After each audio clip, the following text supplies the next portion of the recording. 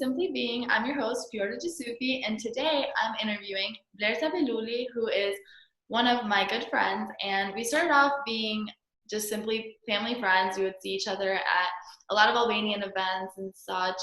But then she visited me at U of I a couple years ago, and we had an amazing and vulnerable conversation. We actually got to know each other so much better. And ever since then, we have just gotten each other on a personal level, which has been awesome. So thank you for being here, Blerta.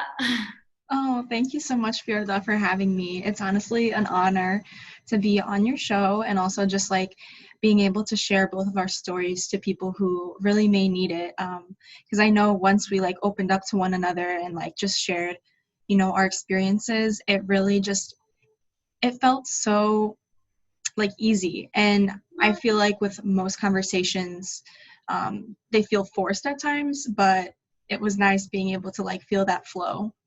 No, for sure. And it just feels freeing when you have like nothing that you're holding on to. When you're like, honestly, in this conversation, I'm letting it all out. And I know it's hard to be vulnerable in front of others. So this is a big step for both of us. So I'm excited.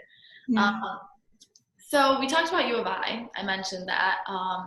And I know that was a point in your life where you had a lot of realization. So I wanted to ask you what it was that was like a turning point or an event that really sparked your spiritual journey and that, put you on this path. Yeah.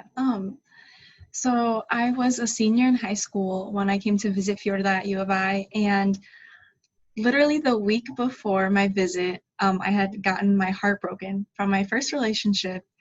And that really just kind of like turned my worldview upside down because growing up in a traditional Albanian household, my view of life was, oh, you grow up, you get old enough to start dating someone, you get engaged, you get married, you have a big wedding, and then you have kids, and that's basically your life. And so having this heartbreak kind of put it into perspective for me that maybe that's not what I want for myself in the future. And that was just insane for me to even realize. And so I started to kind of like reevaluate a lot of things that I believed as I was younger. And I'd never really questioned those things or opened up to anyone about those things. So when I got to talking with Fiorda, it made me realize that like, wow, there's so many more people who think this way, and that like I'm not the only one, and I'm not weird for thinking that way. And I felt like myself, which was really nice. And so since then, I've read books like psychology books or just like spirituality books, kind of self-improvement things. And that's not to say that I've been like super strict about it. I have had, my mistakes. Since then, I've had moments where I was like, is this even worth it? Like, I don't know if this will work or whatever it is. But in the end, I like being where I am right now, I realized that it was like a part of the process of understanding it piece by piece, because I have a tendency to want to know everything like all at once, or like do everything in like one big way. So it was just like a process. I would say the heartbreak and my study abroad experience and being away from home for the first time, those were like the two major things that kind of shifted my worldview. Mm-hmm.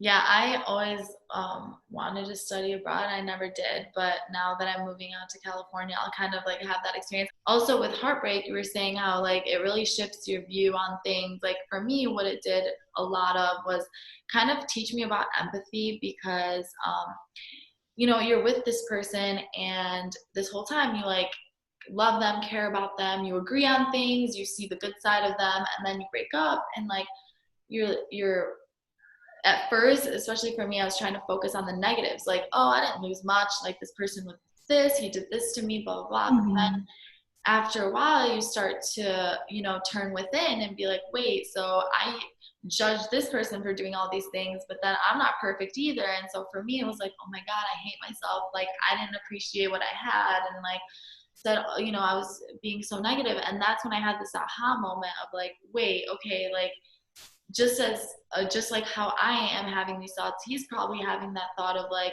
I messed up or like she messed up. So what that goes to show is that we all make mistakes and we all do things that we're not proud of, or we're, you know, we have experiences. What it comes down to is empathy, because since we all go through it, you know, we should just understand each other and love each other and kind of accept each other for, you know, everything. And that's kind of what sparked my spiritual journey, is like, if I'm able to let go of these negative thoughts and feelings with this person who, yeah, broke my heart, etc., then I should have that kind of empathy and love for everybody in the world. And that's when, you know, I started like searching stuff and like reading about it, and that's when I'm like, wait, like this is what spirituality is. It's just kind of being aware, and then Mhm.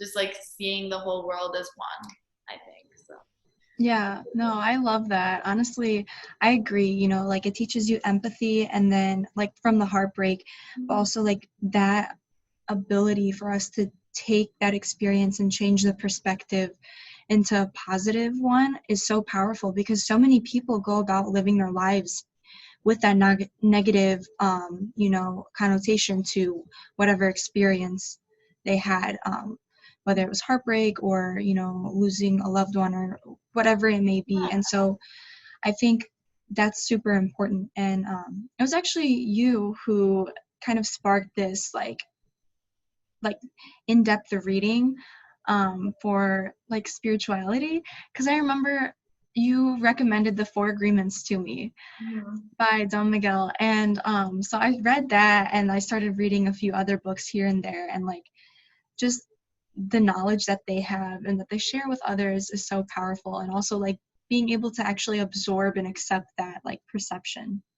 Oh yeah, for sure. I guess for me, like I struggled with reading, especially because like at first when I was getting into reading, like I was doing it in Albanian, and then I came here and I had to do it all in English. And I remember like those 20 minutes a day that you had to read, like my parents would sometimes just say that I did it when I didn't, just because like I would be miserable, like trying to figure out words. I remember I was reading the word no at like the KNOW as kno, literally every single time. And I didn't even realize I was doing it wrong until like later. I was like, wait, what does this word mean? I don't know this. And then I'm like, wait, it's no.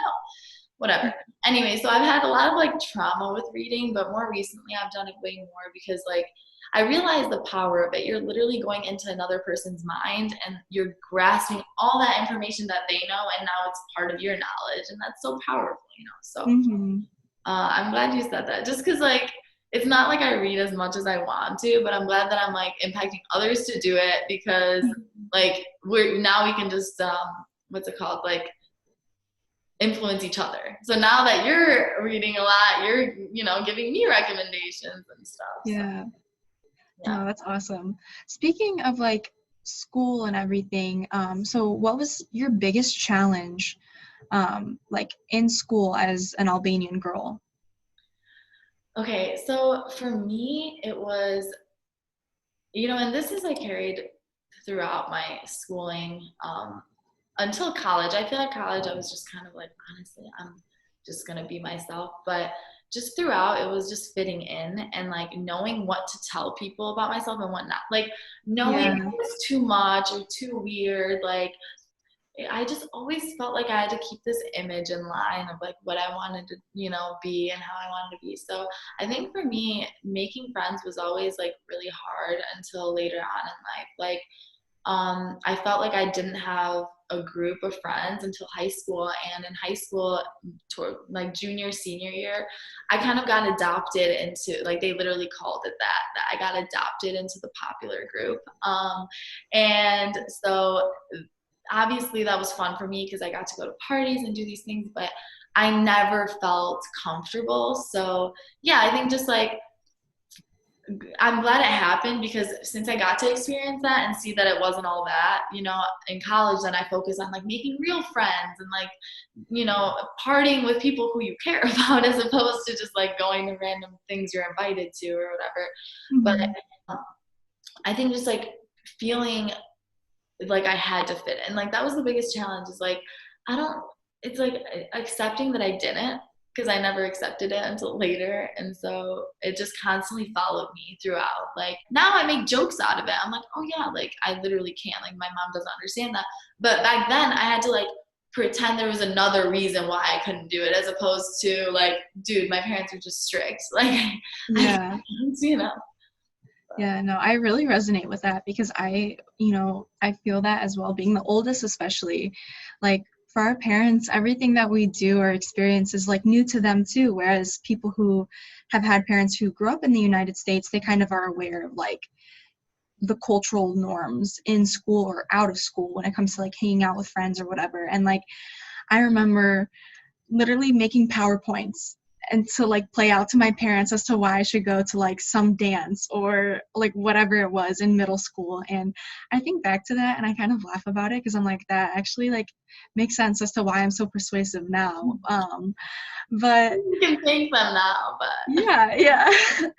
But like back then I was so embarrassed. I was like, oh my God, like I can't do anything because of my parents, or like I'm different than these people. And so kind of feeling rejected for being yourself was the hardest part, yeah. because then like later on, I know in high school I took on this like persona of someone that I was not, and not necessarily like just not being myself, but like not allowing people to get to know me at all outside of like the classroom experience. And so I think it's funny that we had similar experiences in that case. And like I to this day struggle making friends because I don't know if I'm like being too much or if they're gonna like me or what it is. And so like I'm slowly like still learning how to maintain good friendships and understand like who's for me and who's not for me. But it's been something that like I've recently kind of reflected upon more now than before, because before I would like reject that part completely. I'd be like, oh, I'm so weird because I don't have a friend group or this or that, and like it's just a lot of self-judgment. Yeah. Well, I have two things to say now that you mentioned friend group. I honestly don't like friend groups. Like I have a couple groups of friends that like you can tell like I'll hang out with this group or whatever, and it'll feel like, oh, these are like the different groups. But overall, I don't like having like a specific group that I'm a part of, because a lot of times like I noticed recently, the people that I open up to a lot and like feel really vulnerable with are the ones who I know like separately of each other. Even the girls who I'm like super close with and I love them so much, but they're in the same friend group as each other. If there's one of them that I'm like not as close to or don't feel comfortable sharing something with, I will notice that I won't share with the rest of them as much, just because I'm like, honestly, when you're a part of the same friend group, even if you're honest and you promise you won't like spread rumors about each other, you still want to like tell them certain things. Like, oh yeah, Fjorda said she was going through this. And it's like, but wait, I didn't want everybody else to know. But, Hmm. so it gets sticky. So I think it's actually better not to have a specific friend group. But also when you mentioned dances, I think that's a big thing. It kind of made me think of like how boys and just that topic was such a big thing for me. Oh, that was Such not a even big something I discussed. Never. It was so like changing names to like Abby when it was like Alex or something, and just so much stress around that topic. And I wish when I was younger, because now I've like kind of forced my parents to be okay with things. But I wish when I was younger that I just was like, honestly, like I'm gonna have guy friends. I'm sorry, and it kind of like put it out there. But Hmm. I was definitely really scared, so that was another challenge, for sure. Yeah. I never had guy friends growing up ever who weren't Albanian or my cousins, because I just didn't know how to like bring that topic up to my parents. And like even to this day I don't have many guy friends because I'm just like, I don't know how this works, like what. And so my sister is actually the one who started bringing it up to my parents, because like my sister Viosa, she's friends with literally everyone, like super friendly person, outgoing. And she's like, you know what, she's like, I have guy friends, like it's not a big deal, literally. And she'll just casually drop their names in conversations with our parents, and I'm over here like, at first I was like, oh my God, oh my God, I'm so stressed, why would she do that? And now I'm like, yes girl, I'm like, it's it's normal, it's totally okay. But like it was just it felt like something that was wrong, Yeah. like, growing up. Oh yeah, like one of those things that felt so taboo, but now you get older and you're like, what? And like you said, sometimes I'm scared to have guy friends, or like I don't know how to act around guys because I'm like not used to being like silly and weird around them. Because when I was younger and practicing those kinds of personalities, I never was around them. And like in my house, Mhm. it was just like with my sister, I didn't have a brother. And like even my cousins, like the guy cousins were either a lot older or a lot younger. So I've definitely felt like a lot of tension, with that topic. But Mhm. it's okay. I was going to ask you what being an Albanian girl means to you. So that's a good question. Being an Albanian girl now, to me, is a constant inner battle of trying to live um, be my authentic self and speak my truth, no matter like who it pisses off, because that's something that I want to do, or pleasing others and kind of just taking on this role that society expects us to take on, and whether that be like the perfect daughter or the perfect girl that so and so's, I don't know, Yeah. family would want or whatever. Yeah, no, I get that. Yeah, and so like before, I felt like being Albanian was my personality, especially in high school, because I got along with my Albanian friends a lot more, Mm-hmm. um, because I actually allowed them to get to know me, whereas like with my Yeah, American friends, it was you're just like like very vulnerable. surface level things. Yeah, and um, I was like, okay, this is it. This is my life. Like I'm devoting myself to this, and so later on, when I studied abroad, actually, I realized that like I traveled to 11 countries last year, and it was literally the most amazing experience of my life. It made me realize that we're more similar than we are different to different ethnicities, races, religions, whatever it may be, because at the end of the day, we're human.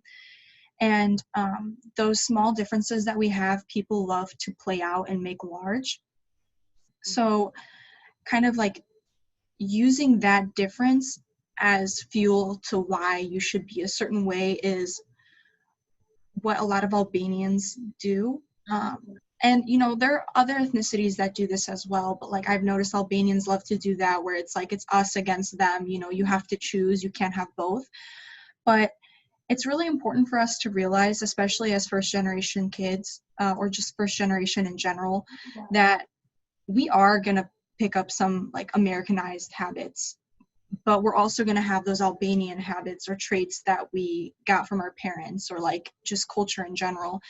And so, my outlook of my like culture changed while studying abroad, because I didn't I didn't feel necessarily obligated to be super Albanian. I was like, okay, this is a part of me, but this is not my personality. Like I can be XYZ as well. Mm-hmm. Um, and so it's just like finding that balance, really. Mm-hmm. I love that you said about picking one thing that's different and running with it, and like using that as your fuel to feel like safe in a way. I feel like a lot of people do it to feel that way because they're like, oh, well, I can't relate to you, or we're so different, because of this, that I can, focus on what I'm like and kind of diss on whatever it is that you're different from me, and Mm-hmm. I feel like that's so wrong when it comes to like trying to integrate in a new culture, because I was saying yesterday too, like how it feels very selfish and super negative to come to another land basically and take all the positives that you like, and then everything else you're like, nope, I'm not letting my kids marry someone of another culture. I'm not letting them like have sleepovers with people of different cultures, like, and stuff that just doesn't seem right. Because I'm like, okay, well, you like that the jobs pay more and you like that the colleges are good, but you don't like that your kid's going to interact with people at that college that aren't Albanian, So I Mm-hmm. definitely agree with you that that it's really about using our differences as like something that we can use as a teacher for other people, like, oh wait, in my culture we do it this way, like I've seen it work, like you should try it out. But then also seeing something that doesn't work in our culture and not only being honest and being like, yo, like we suck at this, but also not even suck in a negative way, but like, like, oh yeah, Like we could improve. we're struggling, yeah, when it comes to Yes. this other thing. And what is it that you can teach me, about your culture? Or like, what is it, something that I can learn from being here in America that I wouldn't have learned if I was Mhm. Yeah, and it's interesting that you say that, because I feel like a lot of times we don't allow ourselves to realize our faults. And I'm saying this, we as a kind of like cultural or just like society in general, regardless of your ethnicity or your background.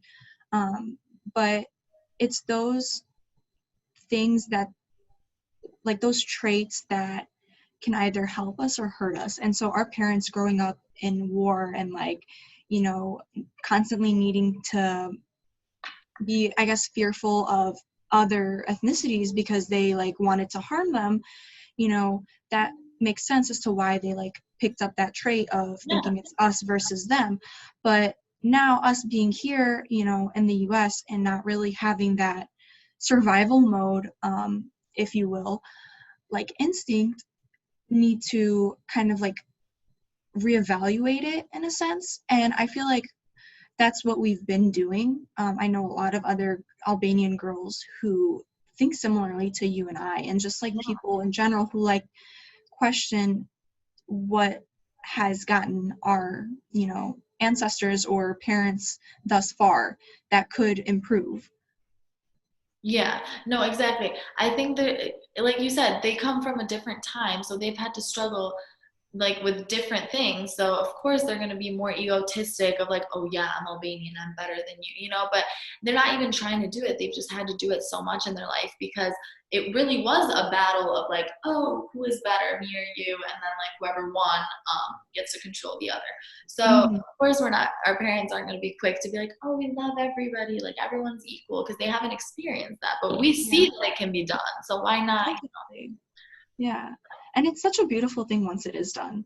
Because I'm going to be honest right now. I, in the past, was close to my American friends or just like friends of different ethnicities, but I never really trusted them to the point where, like, how I trusted some of my Albanian friends. And this past year, actually, a few people that I've met, either on my study abroad, like trip or just in college, they've taught me otherwise, or like they've shown me otherwise, that you can trust someone regardless of their background. It's the person themselves that makes them trustworthy or not.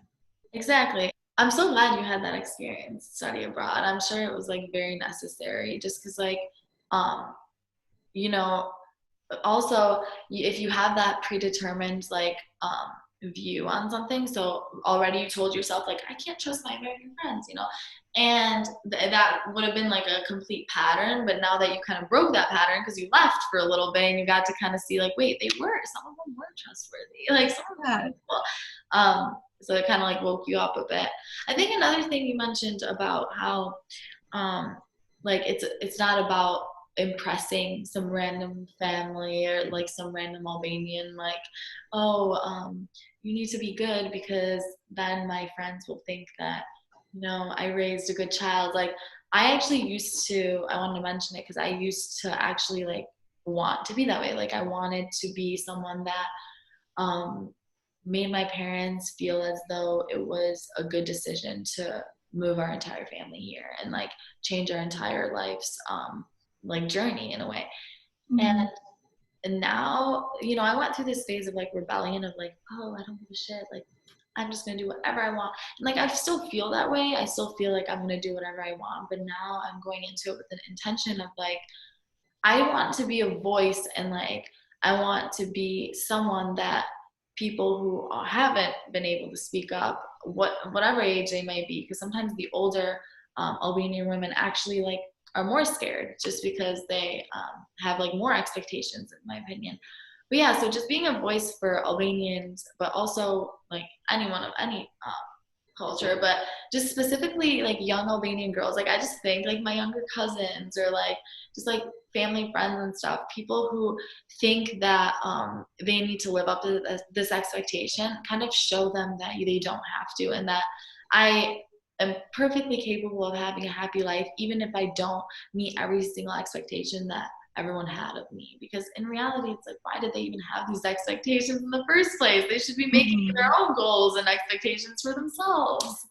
So yeah, just kind of Yeah. like, it's so funny how it all switches. Like now, you know, gaining that respect that I thought I wanted from like random Albanians 50 plus years old, like that becomes way less important than gaining respect and love and just like um, support from people who like vibe with me and who get me and like Hmm. have questions and who I have questions for, you know. So yeah.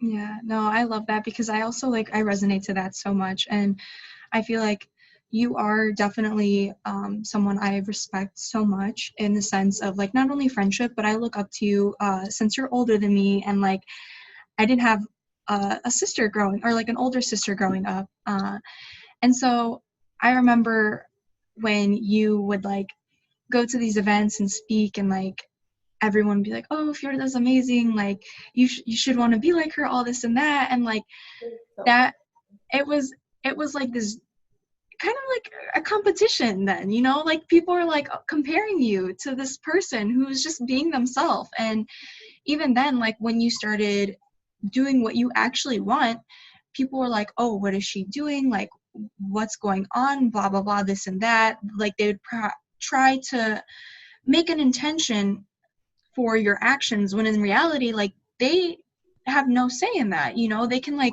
make all these assumptions they want, but at the end of the day you're the one who knows what you're doing. oh, And I think that like switch kind of like encouraged me too, and like to each his own, like everyone has their own experience, but in a sense I kind of like I was at a phase, and I'm not gonna lie, I'm still kind of going through it now, where I was like I just hate Albanians straight up. Like last summer, you can ask any of my friends or my cousins, they were like, what is wrong with you? Like you usually love being here. And I was like, fuck this. I was like, I don't want to be here. I don't want to go to these weddings. I don't want these people like judging me. judging me, or these suitors who I barely know and would not even talk to me like on their own, have their like aunts and moms say, oh, my son wants you. Like, no. And so like before that was so flattering to like me. I'm gonna call myself out, that was flattering to me. I was like, oh, that's amazing, you know, like I must be impressive, I must be doing something right if all these people want me, when in reality you feel miserable on the inside, and you're constantly wanting that like validation from external sources who really probably don't even care about you, they just want something to talk about.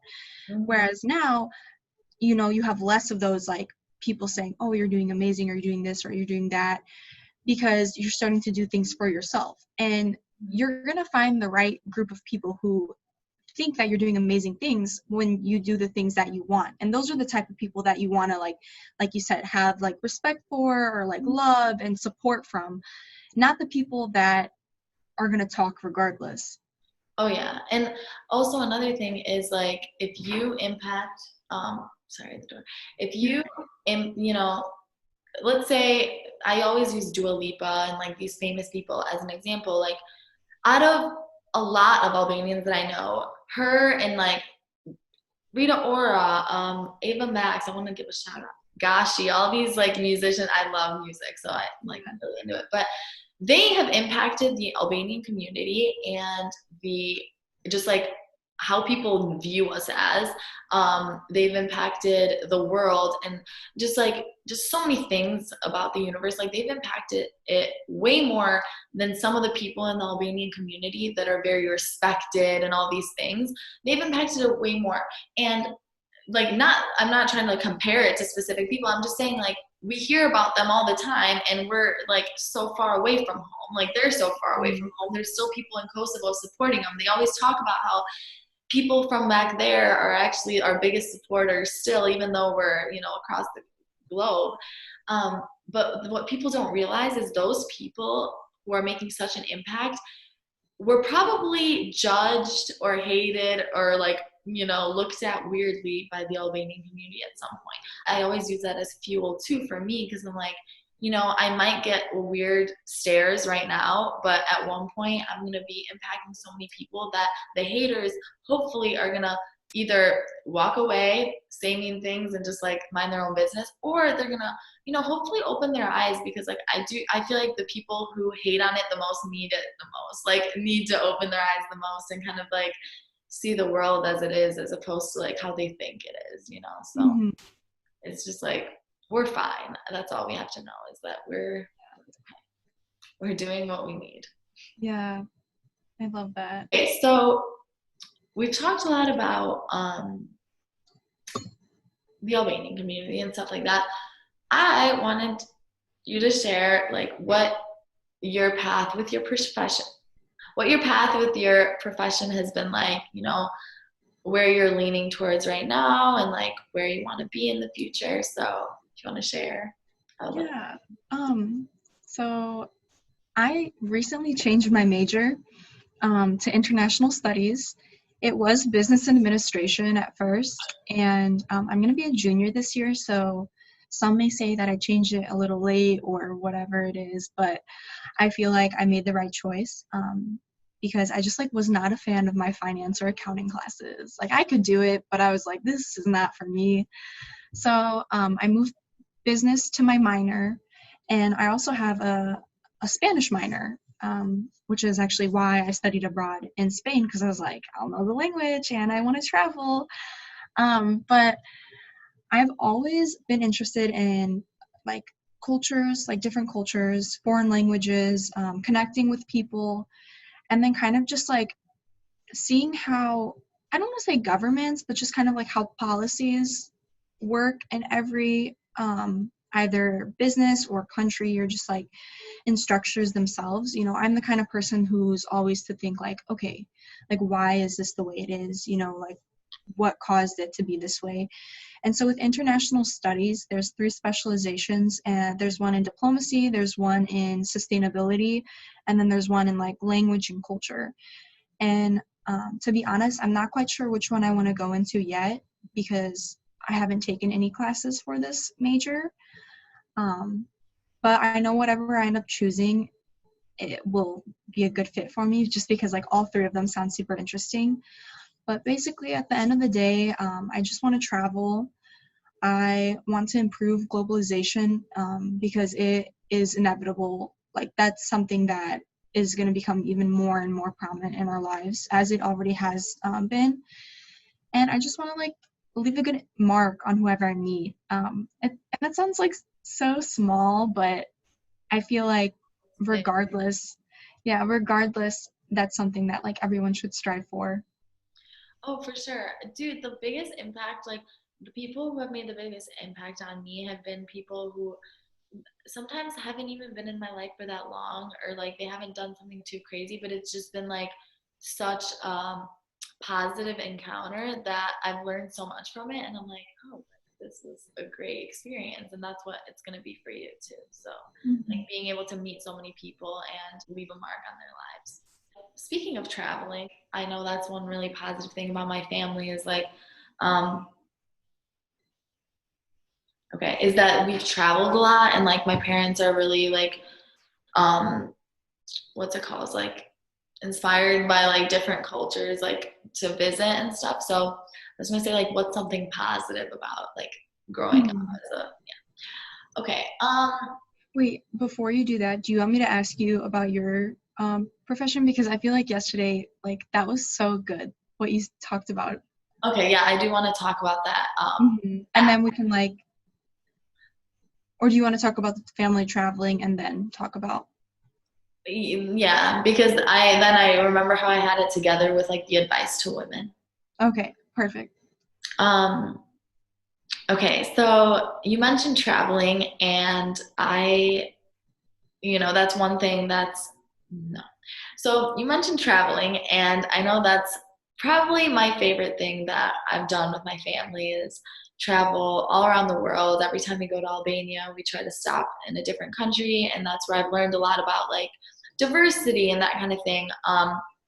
But I was going to ask you what your favorite part about being, multicultural in a way, Mhm. is. Just because we have mentioned, some things that we've struggled with or have brought challenges to our lives from being Albanian and just like coming into a different country. But I know there's a lot of positives, so I don't want to, Yeah, downplay. of course. No, I agree with you. Like there have been negatives, but there are a lot of positives too. I feel like being exposed to the Albanian culture and also like different cultures within that has left such a good impact on my life. I feel like that is the main reason why I am going into international studies. So it brought Because your future career. So yeah, and like I remember from a young age just kind of experiencing things that most people in America don't experience until they're a lot older, whether it like is seeing a different culture or just like kind of getting to know someone who's from a different area, if they don't have the opportunity to, kind of made me more open-minded when coming back to America, like after visiting our family or whatever it was in Albania or Macedonia. And so that has definitely been a positive, but also just like the sacrifices that I've seen our parents give up. And I say ours because I know yeah, like all of our parents here who have immigrated to the United States have given up something, big or small, for the future of themselves and for their families. And so I think like that's very beautiful about it. for sure. I am glad you mentioned that, especially that last part. Now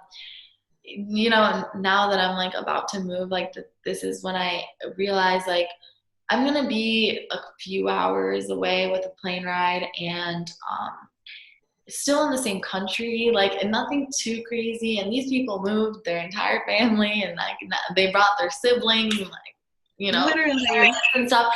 And just how my parents finished. So my dad finished his um, orthopedic surgery degree and then my mom with her pharmacy literally right before they moved. So like me, imagine like I literally did 4 years only thus far and still if someone told me you have to redo, you have to go to a country that doesn't count any of that. It's as if you didn't go to Mhm. school. I would have never done it. Like I would have been like, what, 4 years of all this work.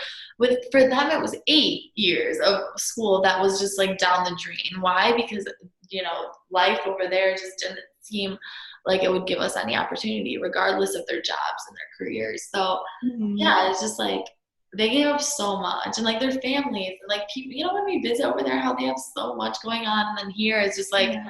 you barely meet their friends. Like, I mean, our parents are good about still sticking together, but it's Mhm. still nothing like when we're over there and it's like 50 million people all together. Yeah, like everyone knows everyone and they're always like they've always got some kind of plan going on. No, I definitely like I see it and it's growing older and like looking at it from that perspective is just it's so crazy to me. I'm glad that we get to see it too, because like it's made me a much harder worker. So like I'm a hard worker and just very ambitious because of it. Because I'm like they literally came from nothing and they created something so amazing here. So I'm glad we have that like push for us. So. Yeah, me too. Speaking of like your move to California, so do you want to like share that with us? Because I know I'd love to hear about it. Yeah, so I actually haven't made it this big thing. Like I know that if I was doing regular medical school, not only would I post it about it, because like I know my mindset back then, but like my family members, everyone would have been like, "You're just going to this very prestigious school." But that's not what's happening now. I'm going to Bastyr University in San Diego, and it's a naturopathic medical school. So I'm going to be doing that and getting my ND, and then also my plan is to get my counseling master's as well while I'm there. So, just kind of complete it all and have the full spectrum. But I always deep down knew, like, I've always known I was a healer. Like, just from when I was little, like, my grandma would tell me about all her, like, trauma from her life, and I would just be listening, like, as a kid, like, I want to help her and stuff. You Oh. know, but so I always knew, like, I cared a lot about people, and I went to pre-med in college. I did all that, took the MCAT, like, literally did all of it. All I didn't do was apply. I didn't want, like, when I was about to apply, I looked at the curriculums for the schools, and I was like, I can't get myself to do this. Like, I couldn't write the essays. I had them pulled up, and I'm like, I can't, because I, like, so a little backtrack, during my sophomore year, I was, like, going through a lot of anxiety, and I went to the doctor, and they gave me lorazepam, which helps with your anxiety, but it literally numbs you so that you don't even have any feelings, like, while you're on it. That's how I experienced it. Some people may have good experiences, but Okay.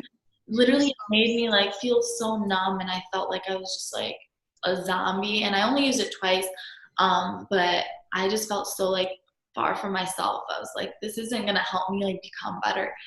So basically, I'm just trying to say there's a few experiences I've had with Western medicine that were just, like, not resonating with me. And so all the other stuff, like meditation, even psychedelics and stuff that are so not mainstream, have helped me with coping with my mental health so much. And as a result, my physical health too, because when you're depressed and sad, like, you don't care about anything else. So you don't care to, like, eat your veggies and stuff. So Mhm.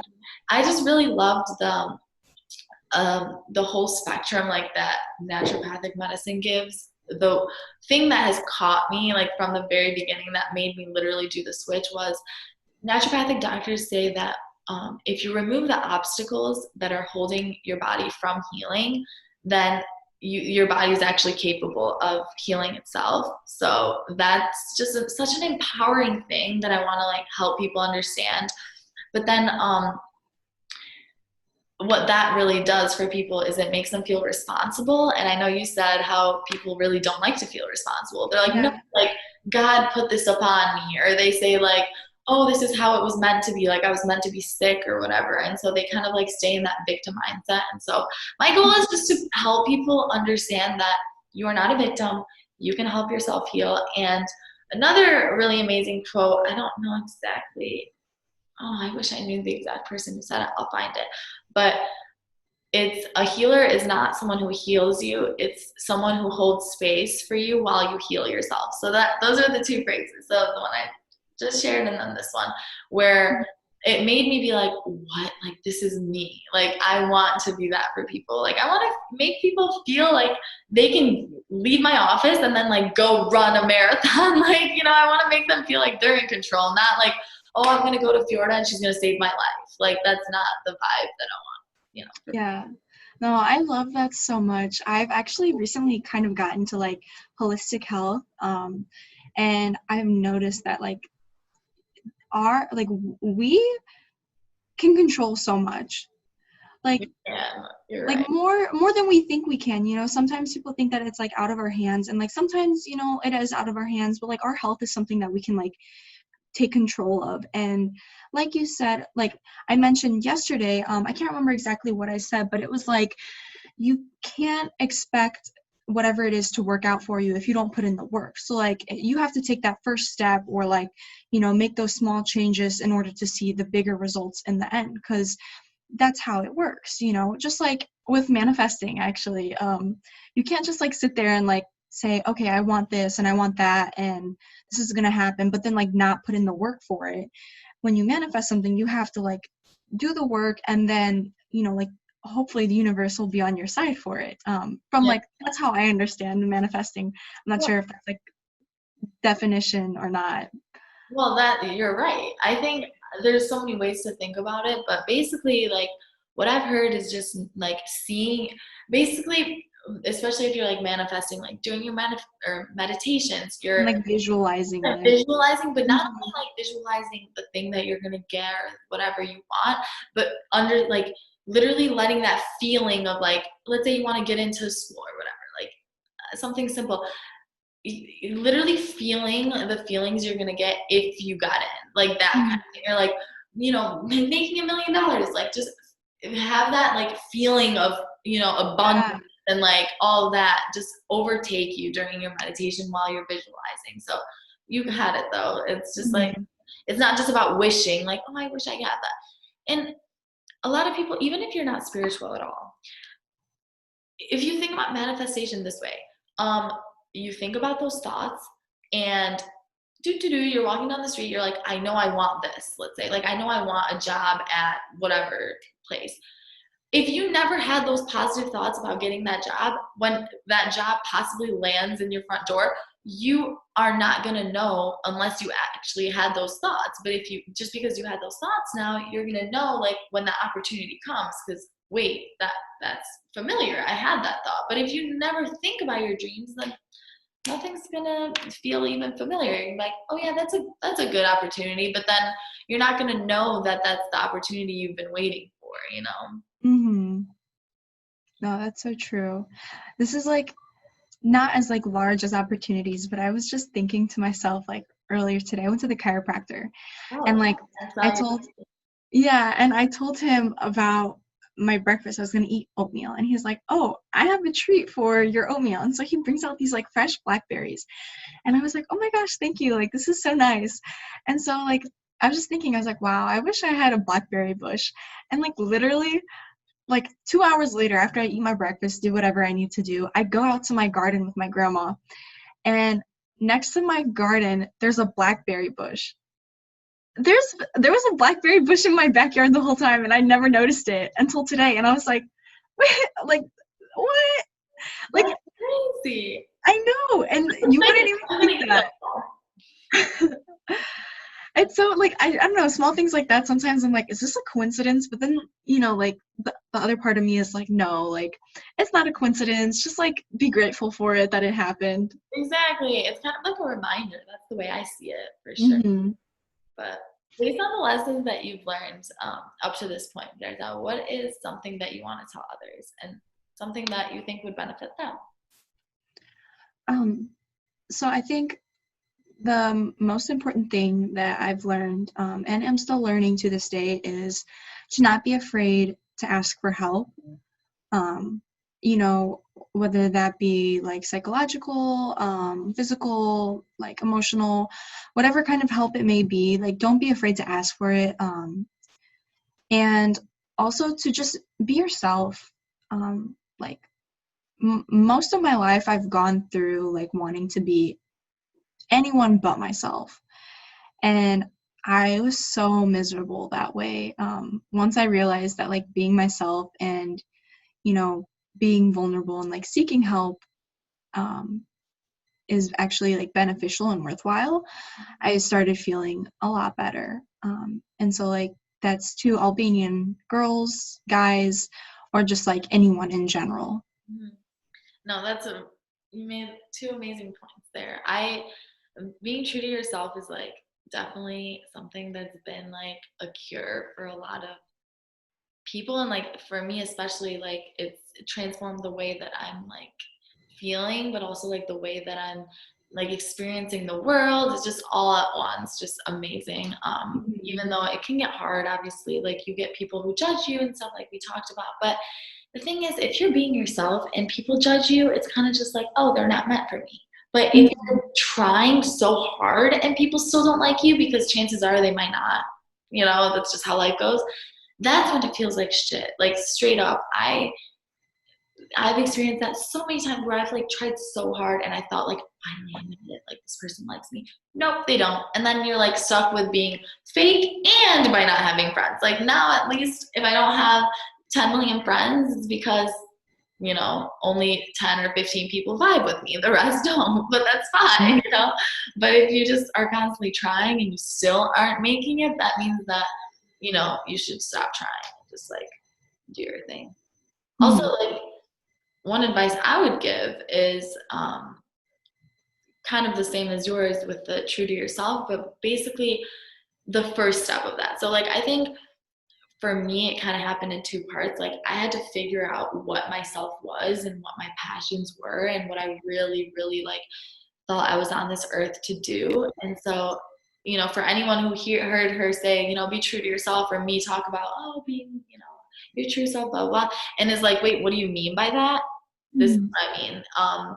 Is that sometimes like we don't know who we are and what we like and what we want to do. So it feels like, if someone says something that you don't like, or if you're being a certain way and they don't like you and you're like, oh, well, I don't really know if that was me or not. Like, it's not worth fighting for in a way, because it's not like you're fighting for something that you're really passionate about. But once you figure out that you are, like, these certain things are like what you live for, then you're not going to care if other people don't vibe with it, because you're going to keep pushing for that, like, that change and that, so basically what I'm trying to say is, because I'm going on a rant, but for me, for example, I decided to literally switch my entire, like, what I thought I was going to do. I thought I was going to be an MD, like everyone was going to respect me and like blah, blah, blah.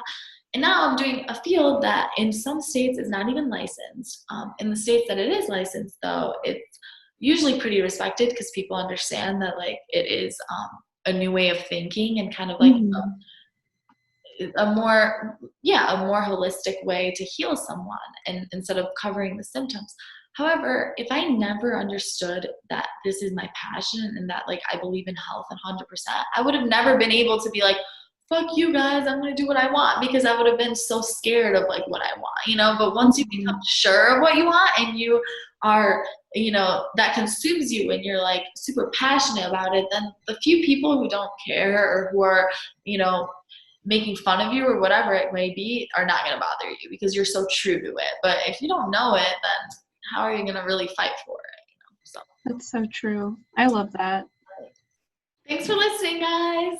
I just had a great time with Blerta, and it felt like we were FaceTiming, but just in front of other people. So good. We Yeah, should do this more often. we should, honestly. Thanks so much for having me, Fjorda. Oh, I love you. Oh, I love you too.